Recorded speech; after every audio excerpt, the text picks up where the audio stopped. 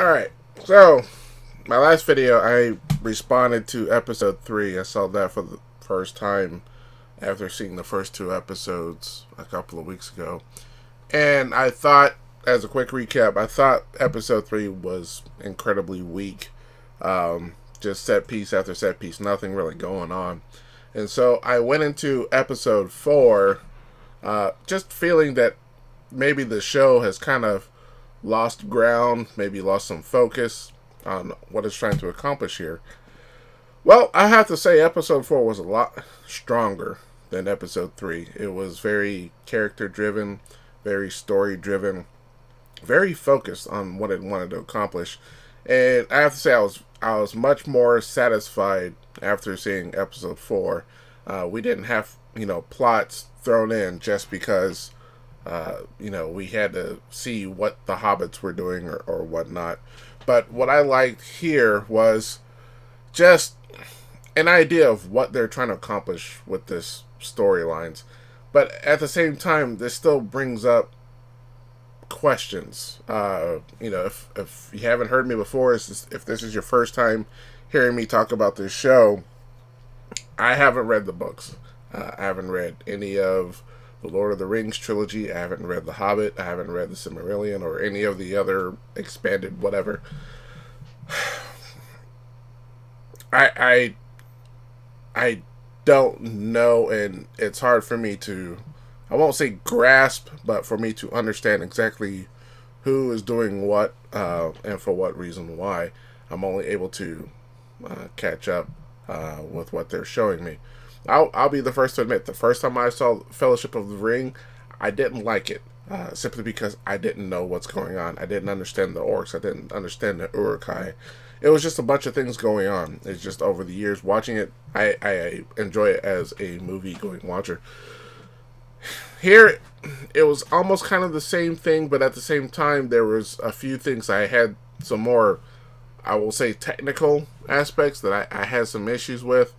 I've had this kind of in the episodes, story-wise, but also just a few other issues that I would just feel that it just doesn't work.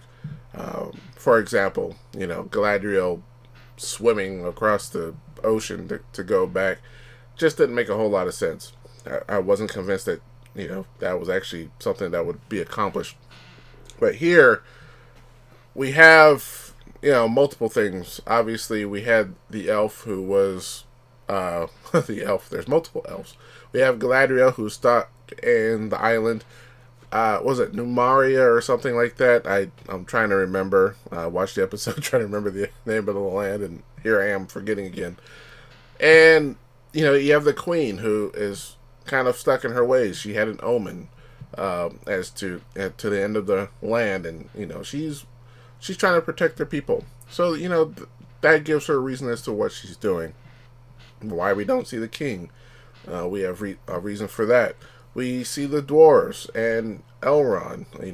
We see what's going on there as far as character driven. Why Elrond, when he gives a speech about his father, and then his friend goes and sees the king dwarf, and they have a character building moment. It was all very well and good done, but hey. So like I said, I don't want to do a full recap here. But I just want to say that this episode was a lot more enjoyable. I will say one thing that kind of bothered me, and this is where Theo and his friend decide to go back to the village and try and find food because the folks are at the, stronghold or what do you want to call it. And they're running out of food. Well, these two go back to the village. Nobody in the village saw them leave. They were able to sneak out. We don't really know. But they go to the village. Theo's friend is runs back. He gets afraid, and Theo is kind of left behind. Well, his effort to escape is he jumps into a well, which okay, that works. Well, the orc hears him yelp when he throws the bucket down, and so Theo hides under the water. Okay, that's perfectly fine. But as soon as the orc turns his back, Theo comes out and is just incredibly loud with his splashing. But the orc doesn't hear it. I had a hard time with that when Theo's escaping in that one shot escape sequence. He's making quite a bit of noise and nobody reacts. It's one of those things where, for me, it kind of takes me out because it just doesn't make a whole lot of sense. And then, magically the one elf shows up out of nowhere, and they're able to outrun, even though Theo has a visible limp. But they're able to outrun the orcs, and somehow the orcs are incapable of shooting an arrow, even though the soldier elf is, I forget his name, I'm sorry. The soldier elf is standing there.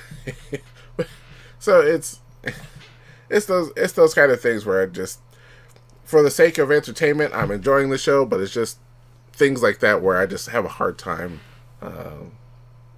not noticing just how far these guys were able to get ahead, and the fact that the kid has a limp, but they're still able to outrun a whole team of orcs. Anyway, all in all, I still enjoy the episode. I'm still wanting to see more of the show, and with this show, it definitely makes me more and more interested.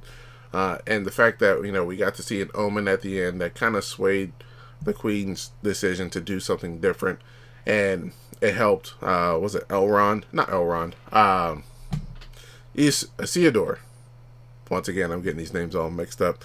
Isildur, who's having his issues being with his decisions when he was doing his trials, and how it affected not only him and his friends. It was nice to see that level of character development. So, all in all, strong episode, quality acting, and hopefully the rest of this season continues on. Now, I still have to address the fact that Amazon spent, what, $500 million on this show? I'm still not seeing what they spent it on.